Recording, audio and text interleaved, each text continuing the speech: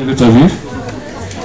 On s'est battu ensemble à l'époque du projet de loi sur le sport, surtout contre le dopage, parce qu'à l'époque on avait beaucoup d'actions dans les Alpes-Maritimes, mais aussi surtout sur la prévention du sportif, et pas seulement sur la sanction. Donc c'était important.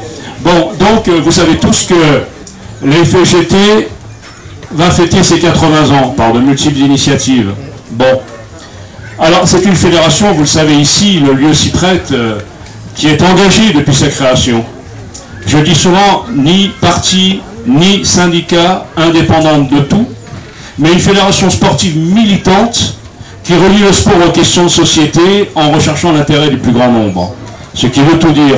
Donc une existence au service du sport populaire, une action permanente pour un sport éducatif, social et culturel, et puis au côté du monde du travail, pour défendre le temps libéré, parce que vous savez tous, beaucoup de militants sont ici, que le développement du sport, de l'accès aux loisirs, à la culture a souvent été lié au développement des conquêtes sociales. Que ce soit ce qui a été obtenu en 1936 ou en 1968, c'est grâce à ces conquêtes sociales que le mouvement des loisirs, de la culture et du sport a pu prendre un grand élan. Donc, évidemment, alors les conquêtes sociales ont des incidences directes sur la pratique des activités physiques et sportives. Enfin, dans l'action pour les équipements sportifs, nous n'arrêtons pas. Et dans tous les combats pour la solidarité, contre toute ségrégation, contre le racisme, contre la xénophobie, contre l'homophobie.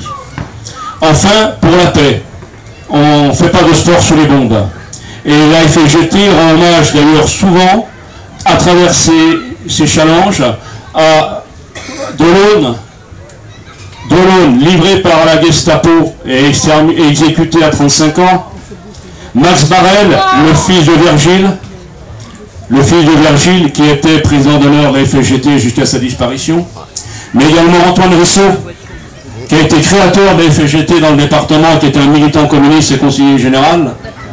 Et la FEGT, c'est la fédération de Nelson Mandela, parce qu'elle s'est trouvée toute seule à l'époque, avec quelques rares fédérations, à lutter contre l'apartheid en Afrique du Sud et la ségrégation dans le sport.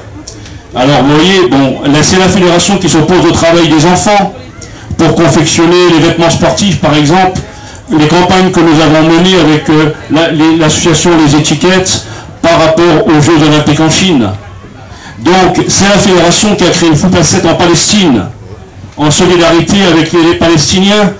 C'est la fédération dont les militants ont pris part au réseau Sport Libre pendant l'occupation, et certains ont été exécutés à Nice. La FEGT, c'est tout ça.